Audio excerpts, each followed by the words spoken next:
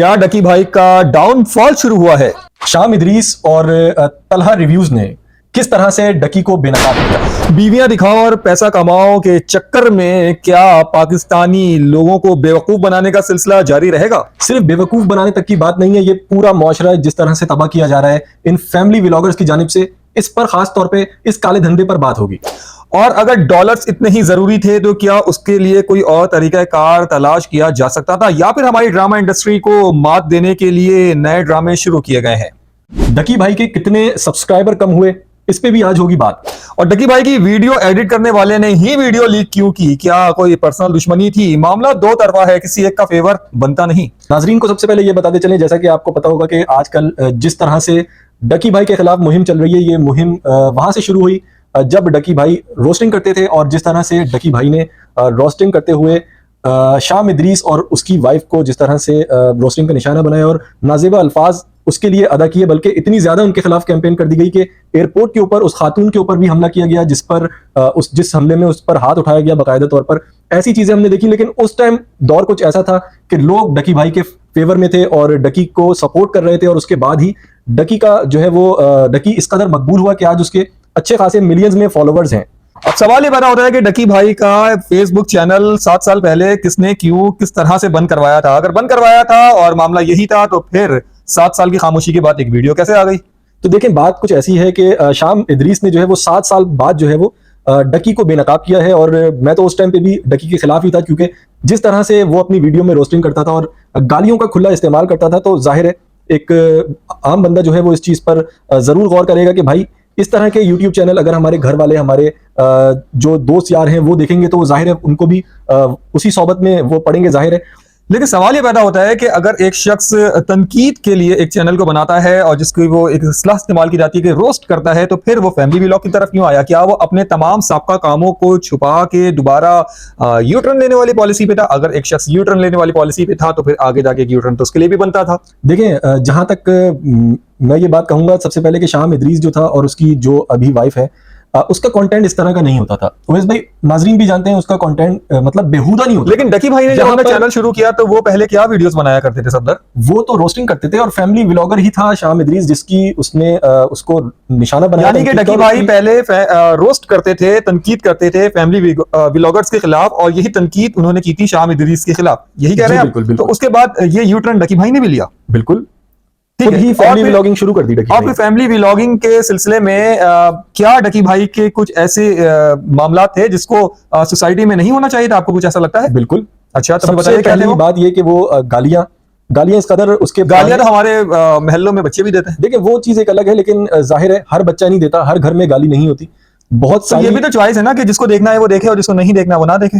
देखिए, चॉइस सिर्फ गालियों की हद तक होती तो समझ आती, लेकिन जहां पर डकी भाई के फैमिली व्लॉग्स के पर क्या तनकीद करना चाहते हैं आप? खुल के तनकीद करें, उसके बाद हम इस बात में सबसे पहले मैं ये कहना चाहूंगा कि शाम इदरीस को 7 साल बाद ख्याल क्यों आया, पहली चीज ये। और दूसरी चीज, उसने बहुत सारे सबूत भी दिखाए कि उसको किस तरह से जो है वो उसके ऊपर बाकायदा तौर पर एक कैंपेन चलाई गई, और उसके बाद फैमिली व्लॉगिंग के खिलाफ डकी ने जितना काम किया, शुरू में उनको रोस्ट किया, ये सारी चीजें की, लेकिन उसके बाद डकी ने खुद फैमिली व्लॉगिंग शुरू करी, और जिस तरह से फैमिली व्लॉगिंग उसने शुरू की, अपना बेडरूम तक उसने बाकायदा तौर पर दिखाया। और जाहिर है ये वही ओवैस भाई आपकी वाली बात है कि बेगमात दिखाओ और पैसे कमाओ, डॉलर कमाओ, बल्कि तो इसमें ये लोग इतने अंधे हो चुके हैं कि इनको नहीं पता, और घर घर ये चीज पहुंच रही है। मैं कुछ दिन पहले ही देख रहा था कि एक छोटा सा बच्चा था, वो जो है उसने अपना व्लॉग ये कह के स्टार्ट किया कि मेरी वीडियो पे व्यूज नहीं आ रहे थे, आज मैं अपनी मामा को दिखाऊंगा। एग्जैक्टली, ये वीडियो मेरी नजर से भी गुजरी, और उस वीडियो में उसने बाकायदा 15, 20, 30 सेकंड जो है वो टाइम लिया है, और उसके बाद अपनी वालदा के सामने वो कैमरा लेके गए। आप समझते हैं कि इस तरह के व्लॉग्स से जो है वो माशरे में बुराइयां जन्म ले रही हैं? देखे ना, हो रही हैं ये चीजें, हो रही हैं। लोग जिस तरह उस बच्चे ने अपना व्लॉग शुरू किया, उसने अपनी वालदा को दिखाया, और व्यूज के चक्कर में जाहिर है, और व्यूज से भी बढ़ के ये कि ये लोग ये चीजें सिखा रहे हैं, चाहे वो डकी हो, चाहे वो दूसरा एक और है रजब बट वो हो, और भी दीगर व्लॉग हैं। एक कुछ दिन पहले हमने वीडियो बनाई थी, वो शायद अभी यहाँ पे ना हो, लेकिन उसके हवाले से भी बात करूंगा कि जिस तरह से खुले अल्फाजों में बात की जाए तो नंगा नाच चल रहा है इस यूट्यूब फैमिली व्लॉगर्स की जानिब से। और अभी मैं कल की बात है, एक वीडियो देख रहा था जिसमें एक खातून थी, उन्होंने डाला हुआ था कि भाई ट्यूबवेल में नहाते हुए व्लॉग। बात तो इससे कहीं ज्यादा आगे पहुंच गई है। खवातीन अपनी बेटियों को भी सामने रख के जो है वो बहुत ज्यादा फख्र महसूस कर रही है। मुझे कुछ याद आता है, मैं कुछ शेयर करूं? जी जी। चंद साल पहले की बात है, पाकिस्तान के एक मायानाज टीवी चैनल के ऊपर एक शो के अंदर पाकिस्तान के बहुत बड़े फिल्म मेकर डायरेक्टर सैयद नूर साहब का एक इंटरव्यू हो रहा था। उनसे पूछा गया कि नूर साहब, कराची इंडस्ट्री मुंतकिल क्यों नहीं होती फिल्म इंडस्ट्री? तो लाहौर के अंदर जो फिल्में बनती हैं वही डंडे, वही खेत और वही पंजाबी मीडियम फिल्मों के लिए जब नहीं चल रहा है लॉलीवुड, तो फिर कराची मुंतकिल करके सुपर फिल्म क्यों नहीं बनाई जाती? तो सैयद नूर साहब ने कहा था, यार हम वही बनाते हैं जो लोग देखना चाहते हैं। उन्होंने मजीद ये कहा था कि एक बच्चा जो चाय के होटल पे पूरा दिन काम करके 300-400 रुपए की दिहाड़ी कमाता है और उसके बाद वो अगर 150 रुपए का टिकट लेके फिल्म देखने की कोशिश करता है, तो वो जो चाहता है हम वो बनाते हैं। बिल्कुल, ये बहुत अच्छी बात है। और अगर ये अच्छी बात है तो फिर सोसाइटी में जो दिल चाहे जिसका जो चाहे आप वो बनाएं और दिखाते रहें। नहीं, देखें ओवैस भाई, बात यह है कि ये चीज, मुझे सैयद नूर साहब की बात से भी इत्तेफाक नहीं है सब। आपकी बात सही है, लेकिन ये जो फैमिली व्लॉगर्स की बात है ना, ये अल्लाह माफ करे, ये हमारी सोसाइटी के अंदर वो नासूर, वो कैंसर बनता जा रहा है ना, कि जिसको बाद में खत्म नहीं किया जा सकेगा। अभी ही यही वक्त है जब इन पर काबू पाया जा सकता है। और इनके ऊपर काबू कैसे पाया जा सकता है कि भाई आप लोग जो है वो इस तरह के जितने भी कंटेंट बनाने वाले लोग हैं, उनको अगर आपने सब्सक्राइब करा है तो आप अनसब्सक्राइब करें और उनके चैनल्स को रिपोर्ट करें। इसके बाद ही ये पॉसिबल हो सकेगा। मेरे ख्याल से इस बात को कहीं और आगे, बहुत आगे जाना चाहिए। हमारी ड्रामा इंडस्ट्री के अंदर भी तो यही हो रहा है सफदर। अगर सास का बहू से झगड़ा नहीं हो रहा और नंद उसके खिलाफ साजिश नहीं कर रही और उसका शौहर मजीद 2 लड़कियों के साथ अफेयर नहीं कर रहा, तो उस ड्रामे के अंदर कोई चार्म ही नहीं है। और खुद आप खवातीन अगर ये व्लॉग देख रही हैं तो आप इस व्लॉग के बाद जरा इस चीज को रिसर्च कीजिएगा कि जितने ड्रामे आप लोग देख रही हैं, जरा उनके राइटर्स के नाम पढ़ लीजिएगा। एंड क्रेडिट्स जो बाद में चलते हैं ना ड्रामे के बाद या ड्रामे से पहले, उसके अंदर ड्रामे के राइटर के नाम को जरा तलाश कीजिए। तमाम ड्रामे लिखने वाली 90% खवातीन हैं और खवातीन ही मुझे नहीं पता कि फ्रस्ट्रेशन निकाल रही है या क्या कर रही है। खवातीन से खवातीन की दुश्मनी दिखा के माशरे को आप किस तरफ लेके जा रहे हैं? आप सिर्फ फैमिली व्लॉगर्स के ऊपर तनकीद तक बात महदूद नहीं है। बात तो यह है कि आपका मीडियम, जैसा से मैंने कहा कि मैं सैयद नूर की बात से भी इत्तेफाक नहीं करता, आपका मीडियम जिस चीज को फिट करेगा लोगों को, दिमाग को, आपके लोग वहीं जाएंगे। बच्चा अगर 300 रुपए दिहाड़ी कमा के 150 रुपए की फिल्म देखने जा रहा है और वो जो देखना चाहता है अगर सैयद नूर साहब वो बनाते हैं, तो फिर तो ये कह लेने दीजिए कि अगर बच्चा स्कूल जाके जो पढ़ना चाहता है उस्ताद उसको वो पढ़ाए, फिर उस्ताद उसको सिलेबस ना पढ़ाए, उस्ताद उसको खेल में लगाए, पबजी खिलवाए। आपकी बात ओवैस भाई ठीक है, लेकिन जो अभी मेन चीज है, देखिए ड्रामों के अंदर वो चीजें उस तरह से, देखिए एक मैं ओवरऑल बात कर रहा हूं, होती नहीं, मैं रियलिस्टिक नहीं है ना, मैं बात कर रहा हूं कि आप किस तरह से परवान चढ़ा रहे हैं एक औरत के दिमाग को। अगर आप फैमिली व्लॉग के साथ ये दिखाने की कोशिश करेंगे कि देखिए ये लाखों डॉलर्स कमाने वाले लोग हैं ना, इनका लाइफ स्टाइल इस तरह से है।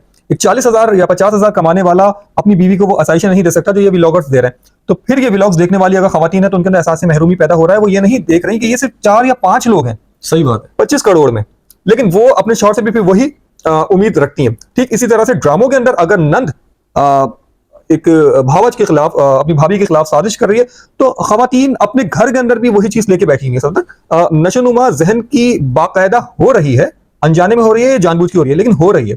तो इस सिलसिले को सिर्फ व्लॉग्स की हद तक नहीं, ड्रामा इंडस्ट्री के अंदर भी खत्म होना चाहिए। देखिए ओवैस भाई, मैं यही बात कहूंगा कि देखिए ड्रामा इंडस्ट्री में जो कुछ दिखाया जा रहा है वो मतलब एक लिमिटेड अंदाज में दिखाया जा रहा है। यहाँ व्लॉगिंग के नाम पे तो पूरे नंगे हो रहे हैं लोग। मैं आपके बात से बिल्कुल इत्तेफाक करता हूँ। वाहियातपन जो है वो दिखाया जा रहा है यूट्यूब, लेकिन जहन साजी सफदर दोनों तरफ हो रही है। दोनों तरफ हो रही है, आपकी बात ठीक है, लेकिन देखिए वो चीज बेहतर है जो एक पर्दे के अंदर रह के की जाए, या फिर वो चीज बेहतर है कि जिसमें खुले आम जो है वो बढ़ाना हो चाहूंगा कि आप जिस तरह से फैमिली व्लॉग्स के हवाले से बात कर रहे हैं, आप मुझे जरा उस कंटेंट के बारे में बताइए कि किस किस्म का कंटेंट, 2-3 कंटेंट्स मुझे जरा बताइए कि कौन कौन से कंटेंट हैं जो इस वक्त सबसे ज्यादा फेमस हैं। देखें ओवैस भाई, सबसे पहले तो अभी कुछ दिन पहले मैं रजब भट्ट की एक वीडियो देख रहा था। मैं नहीं देखता इस तरह की चीजें, ना मेरा कोई इंटरेस्ट है, लेकिन बहुत ज्यादा जब चीजें ये सामने आना शुरू हो जाती हैं तो जाहिर है बंदे का फोकस इसके ऊपर जाता है, नजरें पड़ती हैं। तो मैंने देखा कि भाई उसने कैमरा लिया, उस बंदे ने, और पैरों से दिखाना शुरू करा अपनी बेगम को और सर तक दिखाया।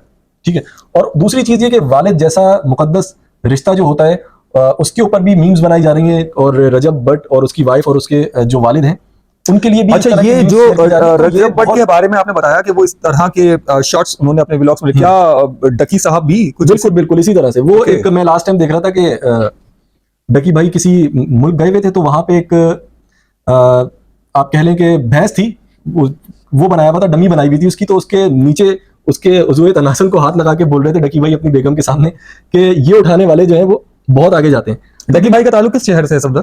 आई थिंक पंजाब से है, पंजाब से ही है, और पंजाब के किसी शहर से, लाहौर से होगा। हाँ, लाहौर से मुझे याद है कि कल या परसों की बात है। जाहिर है वीडियो बनाने से पहले हम भी इन चीज़ों पे रिसर्च करते हैं, तो मेरे सामने एक वीडियो आई और एक व्लॉगर था, मीमर था, उसने वीडियो बनाई थी। वो माजी में जो है वो डकी भाई का आप कह लें कि एडिटर रह चुका है। तो उसने भी बड़ी अजीबोगरीब बातें की डकी के बारे में कि वो एक तो देखें ये चीज तो मुझे डकी के बारे में 2-3 चीजें पता चली, मैं शेयर करूं। जी जी बोल। मुझे ये पता चला है कि उनके खिलाफ अगर किसी ने यानी कि सोशल मीडिया के यूट्यूब जो एक प्लेटफॉर्म है उसके अंदर अगर एक व्लॉगर अपने व्लॉग्स कर रहा है, अगर उसके खिलाफ किसी ने व्लॉग किया तो वो उन्हें घर से उठवा लेते थे, पंजाब पुलिस से पिटवा देते थे। हाँ, ये इस तरह की बहुत सारी चीजें, बहुत सारी लोगों के चैनल्स डिलीट करवाएं। पैसा उनकी- है ना सफदर। पैसा, देखें पैसा वही बात ना, फिर तो इस जब बदमाशी पर ही एक बंदा उतर आया है और वो उसको इस मुल्क के सबसे ज्यादा बच्चे फॉलो कर रहे हैं। रजब भट्ट की हाल ही में शादी हुई है। हाँ, वो देखा होगा आपने। डकी अगर मुझे याद पड़ता है तो वो जिस केस में रजब भट्ट को गिरफ्तार किया गया था, गालिबन वो 2-3 किस्म के ऐसे तोहफे उनको मिले थे, जिसमें एक शेर का बच्चा था, एक AK-47 गन थी। तो मेरे ख्याल से डकी भाई ने भी कुछ इस किस्म का तोहफा दिया था या देखें ओवैस भाई, बात तो ये है कि वही थोड़ी देर पहले आपने बात की थी कि डॉलर्स पैसा होंगे। पैसा क्या आपको लगता है कि इन लोगों को पुलिस उठा सकती है? पंजाब पुलिस से मुझे कोई तवक्को नहीं है। और नहीं, अगर उनके डकी पास- भाई ने कुछ यूट्यूबर्स को उठवा के पिटवा के और कुछ इस किस्म की कार्रवाइयां की हैं तो यकीनन कहीं ना कहीं दाल में कुछ ना कुछ काला तो होगा। होगा। और ऐसा भी हो सकता है कि अपने लिए ही कि मशहूर होने के लिए, मजीद मशहूर होने के लिए ये कोई ऐसा काम भी हो सकता है कितने कि दिन की जानबूझ होती है ये शोहरत सफदर? के- ये शोहरत देखें, इंसान की सांसों का नहीं पता। एग्जैक्टली। जब रुक जाए तो बस ये वहीं तक की बात होती है जब तक इंसान की सांसें हैं, और उसके दौरान भी इंसान को बहुत कुछ देखना पड़ता है अपनी जिंदगी में। धंधा है, धंधे को सब्सक्राइब करें और लाइक करें, शेयर करें, अपनी आराह जरूर दीजिएगा। गालियां दे दें हमें अगर आप गालियां देना चाहते हैं, और अगर आपको समझ में आता है कि हमारी बात ठीक है तो उसको दूसरों के साथ भी जरूर शेयर कीजिएगा। आखिर में मेरा पैगाम ये सुन लीजिए कि मर्द हजरात जो हैं उन्हें तो अपनी आंखें सेकनी है, और इस किस्म के व्लॉग्स हों, फैमिली व्लॉग्स हों या वो ड्रामा के मामलात हों, वो तो बाज नहीं आएंगे। ये हमारी सोसाइटी की असल हकीकत है और हम खुद मर्द होकर ये बात कर रहे हैं। लेकिन खवातीन से मेरी इल्तिजा ये है कि फौरी तौर पे ऐसे ड्रामे, ऐसी कहानियां और ऐसे व्लॉग्स की तरफ से हट जाइए जो 4-5-10 लोगों की अक्कासी करते हैं। मैं ड्रामा इंडस्ट्री से ही मेरा ताल्लुक है, मैं अच्छी तरह से जानता हूं कि जो आप लोग देखते हैं ना उसमें कुछ सदाकत नहीं होती। एक घर होता है, उसके पर्दे चेंज करके, उसका फर्नीचर चेंज करके, दूसरे घर का सेट लगा के उसके ऊपर दूसरी आसाइश भरी जिंदगी दिखा दी जाती है। इसका हकीकत से कोई ताल्लुक नहीं होता। ये लोग जो बैठ के आप लोगों के जहन साजी कर रहे होते हैं ना, ये थोड़ी देर के बाद जो है ना वो डायरेक्टर प्रोड्यूसर के जो है ना वो उनके साथ जो है ना वो एक पिज्जा खाने के लिए जो है ना।